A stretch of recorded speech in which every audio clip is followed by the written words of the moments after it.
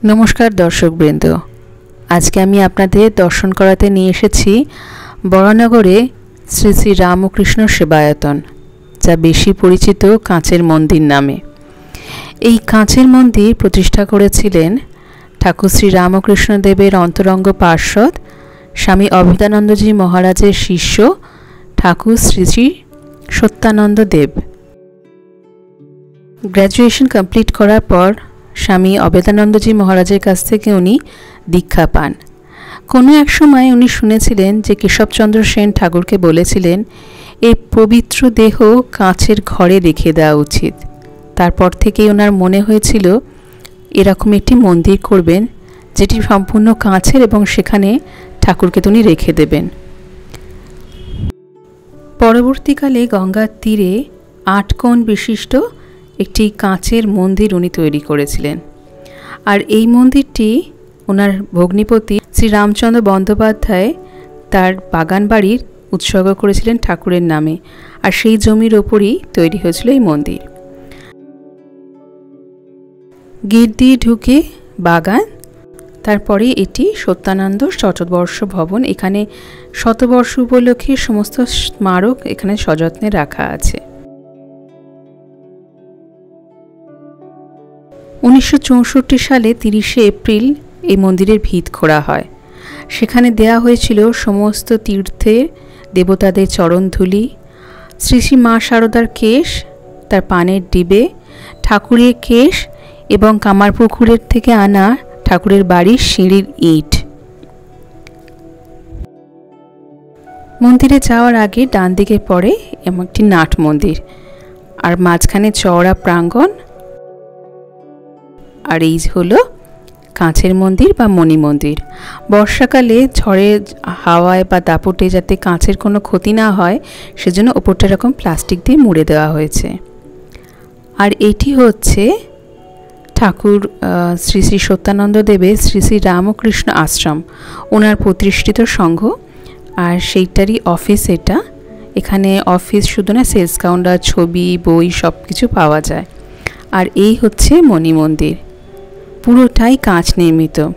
তখনকার দিনে এই মন্দির প্রতিষ্ঠা হওয়ার পর অমৃতবাজার পত্রিকা, যুগান্তর, বসুমতী এবং অন্যান্য পত্রিকাতে এটি এশিয়ার প্রথম কাঁচের মন্দির বলে অভিহিত করা হয়েছিল। এই মন্দির তৈরির পেছনে অনেক গল্প আছে।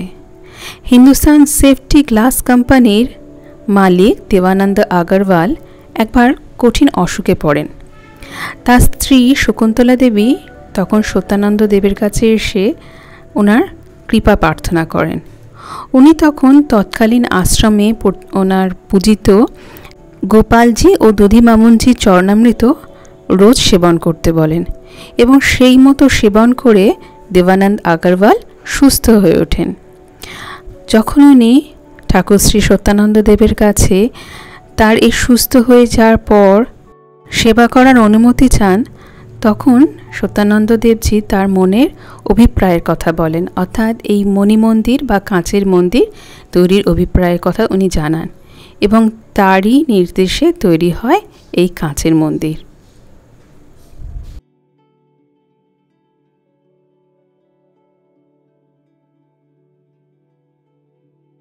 একদম গঙ্গার তীর লাগোয়া বড়নগরে যে এই মন্দিরটি আছে বহু কম মানুষই জানেন। এটি রামকৃষ্ণ সংঘ যেটা আমরা জানি তার থেকে একটু আলাদা, কিন্তু এখানে সমস্ত রামকৃষ্ণ মঠ মিশনের রীতিনীতি কিন্তু মেনে চলা হয়। ঠাকুরের পাশে মা কেন সাদা লাল পেড়ের শাড়ি পরে থাকবেন, তিনি তো সুন্দর করে সেজে থাকবেন। এই জন্য ঠাকুর শ্রী সত্যানন্দ দেবের অভিপ্রায় অনুযায়ী মাকে এখানে ষোড়শী রূপে নিত্য পূজিত করা হয় এবং সাজানো হয়।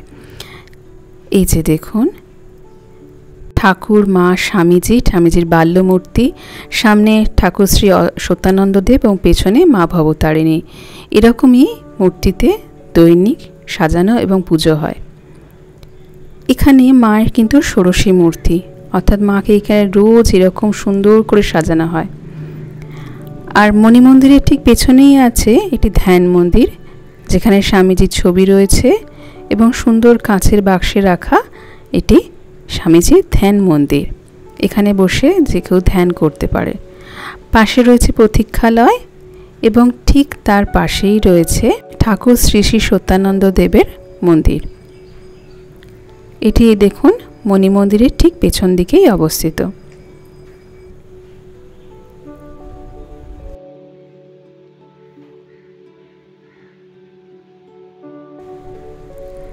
খুবই কম সংখ্যক মানুষ জানেন এই রকম শ্রী শ্রী রামকৃষ্ণ আশ্রমের ব্যাপারে, যেটি স্বামী সত্যানন্দ দেব তৈরি করেছিলেন। উনি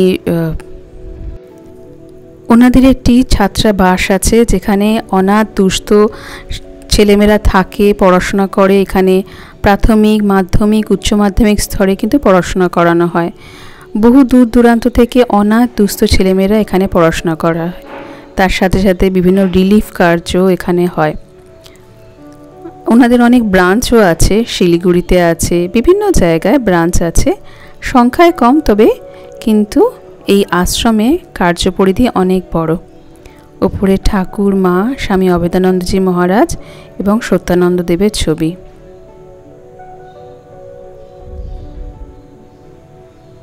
খুব কম সময়ের মধ্যেই আমি আপনাদের ঘুরিয়ে ঘুরিয়ে দেখাবো।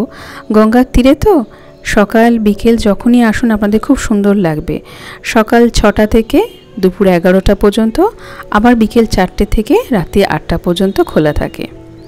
মন্দির চত্বরের পেছনে রয়েছে ছাত্রাবাস, যেটা বলছিলাম এখানে অনাথ দুস্থ ছাত্ররা আবাসিক থাকে এবং পড়াশোনা করে, এবং সমস্ত খরচা তাদের আশ্রম চালায়। তাদের খাওয়া দাওয়া, তাদের জামা কাপড়, লেখাপড়া শেখার সমস্ত দায়িত্ব কিন্তু এই আশ্রম কর্তৃপক্ষের। এখানে আছে দুটি জোড়া শিব মন্দির।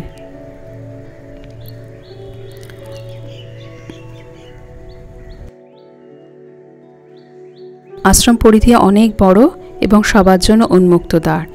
একদম গঙ্গার ধারে বলে এখানে পরিবেশ কিন্তু খুব মনোরম। আপনারা বিকেলবেলা আসলে আপনাদের খুব ভালো লাগবে। যদি আসতে পারেন তাহলে খুব ভালো হয়।